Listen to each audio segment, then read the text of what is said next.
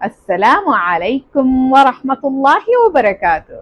کیسے ہو پیارے پیارے ننھے منھے ہنستے مسکراتے محنتی نیک اور نمازی بچوں؟ یقیناً اللہ تعالیٰ کے فضل و کرم سے ٹھیک ہوں گے۔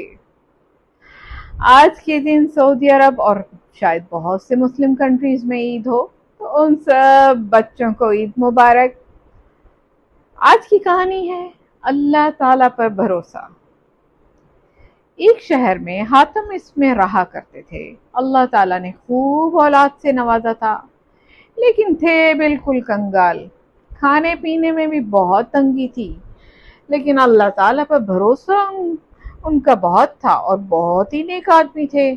ایک دن اپنے دوستوں میں بیٹھے تھے کہ حج کا ذکر چھڑ گیا۔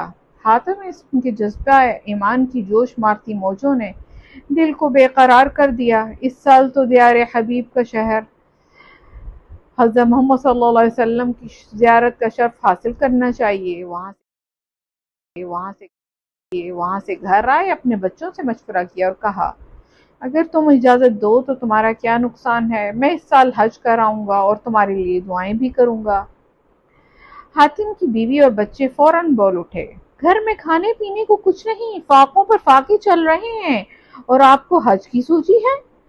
حاتم کی ایک چھوٹی بیٹی بھی تھی، وہ کہنے لگی، آپ لوگ ابو کو کیوں اجازت نہیں دیتے؟ ابو کو جانے دو، ابو بھی تو روزی لینے والے ہیں، دینے والے تھوڑی ہیں کہ آپ گھبرا گئے ہو، روزی دینے والے اللہ تعالیٰ ہیں۔ ننھی منی گڑیا کی یہ بات سن کر سب بیدار ہو گئے اور کہا، تم نے سچ کہا۔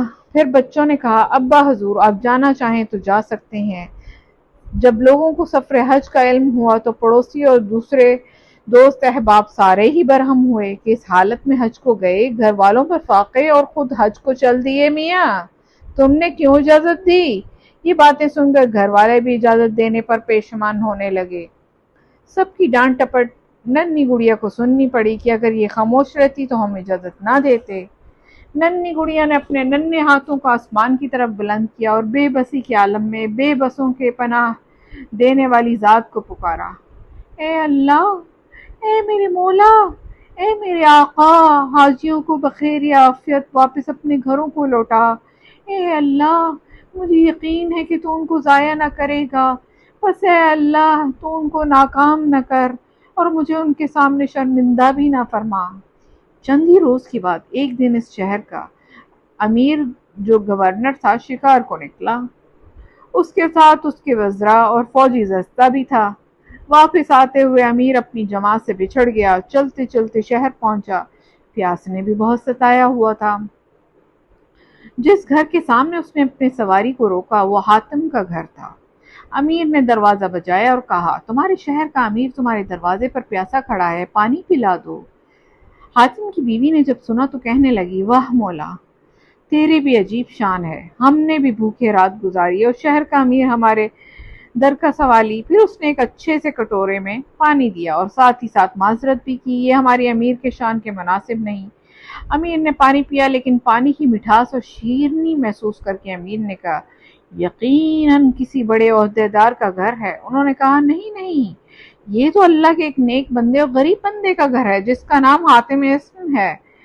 اتنے میں امیر کے پیچھے پورا لشکر پہنچ گیا۔ امیر نے اپنے لشکریوں سے تصدیق چاہی۔ وزیر نے فوراً کہا، جی یہ انہی کا گھر ہے، اور سنا ہے کہ وہ گھر والوں کو فاقے میں چھوڑ کر حج کو گئے ہیں اور گھر والوں نے بھوکے پیٹ رات گزاری ہے۔ امیر نے کہا، پھر تو ہم نے ان کو بہت تکلیف دی، اس وقت یہ بالکل مناسب نہ تھا۔ یہ کہہ کر امیر نے اپنی کمر سے سونے کا پٹا کھولا اور حاتم کے گھر میں پھینک دیا اور اعلان کیا، جو بھی مجھ سے محبت کرتا ہے وہ بھی ایسا ہی کرے گا۔ چنانچہ سب نے ہی ایسا کیا۔ سونے کا پٹکا جیسے بیلٹ ہوتی ہے نا بچوں، اس کو کہتے ہیں۔ وزیر نے کہا، اے گھر والوں، میں تمہیں بھی ان کی قیمت لائے دیتا ہوں اور یہ سونے کے پٹکے مجھے بیچ دو۔ بادشاہ دربار پہنچا اور وزیر بہت سا مال لے کر واپس لوٹا اور مال دے کر وہ سب پٹکے واپس لے آیا۔ ننھی گڑیا نے جب یہ دیکھا تو زاروں کردار رونے لگی۔ گھر والوں نے کہا، بیٹا تم کیوں روتی ہو؟ تمہیں تو خوش ہونا چاہیے، اللہ تعالیٰ نے اپنے فضل سے مدد فرما دی۔ ننھی گڑیا نے بڑوں سے بھی زیادہ بڑی بات کہی، امی جان میں اس لیے روتی ہوں کہ رات ہم نے بھوکی پیٹ گزاری اور امیر نے ایک نظر ڈالی تو ہمیں مالدار کر گیا۔ امیر بھی تو اللہ تعالیٰ کی مخلوق ہے نا، اگر خالق کریم ایک نظر رحمت ڈال دیتا تو آئندہ کبھی کسی کے حوالے نہ کرتا۔ اے اللہ تو میرے ابا جان پر نظر رحمت ڈال دے اور عافیت سے واپس لوٹا۔ رہے حضرت حاتم رحمۃ اللہ تو اللہ تعالیٰ نے حج کے پورے سفر میں ان کی خوب مدد فرمائی۔ ایک عقیدت مند امیر ان کی خدمت کے لیے ہر وقت تیار رہتا۔ جب حاتم اسما اپنے گھر واپس آئے تو سب نے استقبال کیا۔ حاتم نے ننھی گڑیا کو سینے سے لگایا اور آپ دیدہ ہو کر کہا، ایک قوم کے چھوٹے دوسری قوموں کے بڑے ہوا کرتے ہیں۔ دیکھو بچوں، فائدہ کیا ہوا ہمیں اس کہانی سے۔ ہمیں بھی اللہ تعالیٰ حضرت حاتم اسم کی بیٹی کی طرح اپنی ذات پر بھروسہ کرنے والا اور والدین کی آنکھوں کی ٹھنڈک بنائے۔ جی ہاں، ہمارے ہر چھوٹے بڑے کاموں کو پورا ہونے میں اللہ تعالیٰ کی ذات پر مکمل بھروسہ ہی سب کچھ ہے۔ اسی طرح والدین کی آنکھوں کی ٹھنڈک بننے میں ہر قدم پر کامیابی ہماری قدم چومے گی۔ دیکھا بچوں، چھوٹی سی بچی نے اللہ تعالیٰ پہ بھروسہ کر کے اپنے والد کو بھیجا حج پہ، دیکھا اس کا انجام کتنا اچھا ہوا۔ پیارے بچوں، آؤ آج سے ہم بھی کوشش کریں اللہ تعالیٰ پر بھروسہ رکھیں اور کسی انسان پر بھروسہ نہ کریں کہ ہمیں وہ یہ دلا دے گا، ہماری وہ مدد کر دے گا۔ صرف اللہ تعالیٰ کی ذات سے امید لگائیں تو انشاءاللہ ہمارے بھی سب کام اللہ کے حکم سے سیدھے ہو جائیں گے۔ یقیناً آپ کو کہانی پسند آئی ہوگی۔ کل پھر ملیں گے انشاءاللہ ایک نئی کہانی کے ساتھ۔